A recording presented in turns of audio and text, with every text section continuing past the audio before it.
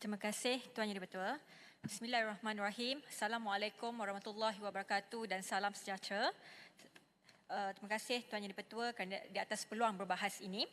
Kita sedia maklum bahawa ATAK ini telah memainkan peranan yang penting dalam usaha kita untuk memerangi penularan penyakit berjangkit di Malaysia. Tetapi perubahan zaman dan cabaran baru memerlukan kita mengemaskini undang-undang ini agar lebih berkesan dan relevan. Pengalaman kita melalui COVID-19 yang lalu telah mengajar kita untuk bersiap siaga dan bertindak lebih pantas untuk menyekat penularan penyakit berjangkit ini dari merebak dan mengorbankan ribuan nyawa. Pertama sekali, saya ingin memulakan perbahasan ini dengan membangkitkan berkenaan Seksyen 14A, Subseksyen 1 yang memberikan kuasa kepada pegawai kesihatan untuk memerintahkan mana-mana orang yang disyaki telah dijangkiti oleh sesuatu penyakit berjangkit untuk menjalani pengasingan atau pengawasan selama tempoh yang dirasakan perlu. Di dalam subseksyen 2 pula, pegawai kesihatan tersebut diberikan kuasa untuk menggunakan kekerasan di dalam menjalankan perintah tersebut. Saya seperti mana rakan-rakan yang lain juga telah menyertai perbahasan ini, ingin sama-sama menyuarakan kebimbangan di atas kuasa yang diberikan kepada pegawai kesihatan ini.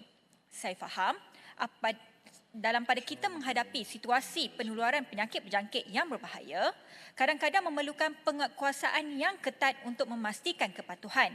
Malah, di saat kita dilanda pandemik, para pegawai kesihatan kitalah antara barisan hadapan yang bertungku lumus untuk memastikan keadaan kesihatan awam kita dalam keadaan terkawal.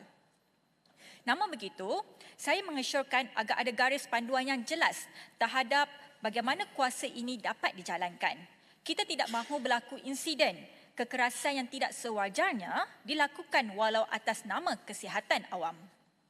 Kedua, berkenaan dengan Seksyen 15A yang memberikan kuasa kepada pegawai kesihatan untuk mengeluarkan perintah pengesanan dan pemantauan terutamanya dari sudut memakai atau membawa apa-apa peranti, pengesanan atau peranti digital bagi maksud pemantauan.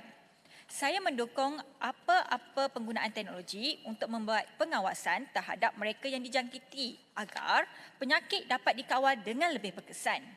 Namun begitu, saya mohon agar pihak kementerian dapat memastikan SOP yang jelas agar pengawasan ini tidaklah sehingga menceroboh ruang peribadi dan penggunaan data yang tidak diperlukan. Tuan Yang Di-Pertua, seterusnya saya ingin menyentuh Seksyen 21A berkenaan kuasa Ketua Pengarah.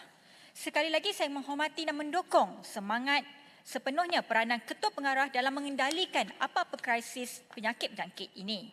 Walau bagaimanapun, adakah lebih baik sekiranya ada mekanisme semak dan imbang bagi meneliti dan menilai apa-apa keputusan, arahan dan garis panduan yang dikeluarkan.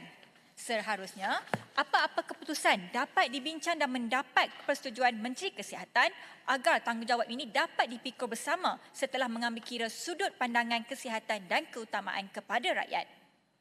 Akhir sekali Tuan Yang Di-Pertua, saya ingin menyentuh berkenaan dengan penalti am di bawah Seksyen 24 dan juga compound di bawah Seksyen 25.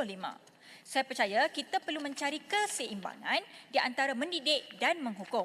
Saya bagi mana-mana kesalahan kali pertama, mereka patut diberikan apa-apa peringatan dan amaran dan kita hanya memberikan hukuman kepada mereka yang mengulangi kesalahan. Ini kerana penalti am dan kompaunan kesalahan ini terdedah kepada golongan rentan yang tidak cakna dan tidak mempunyai kesedaran yang jelas tentang kesalahan yang dilakukan. Saya mohon agar pihak kementerian dapat menjalankan kempen kesedaran yang meluas dan mendidik masyarakat untuk mematuhi peraturan-peraturan yang dikeluarkan. Saya fikir kita perlu angkat lagi peranan komuniti awam untuk membuat pemantauan sesama mereka agar membentuk sikap peduli dan tanggungjawab untuk menjaga kesihatan dan keselamatan sendiri, keluarga dan masyarakat. Jadi bentuk menyokong. Sekian, terima kasih. Assalamualaikum. Terima kasih Yang Berhormat Bentong. Berikutnya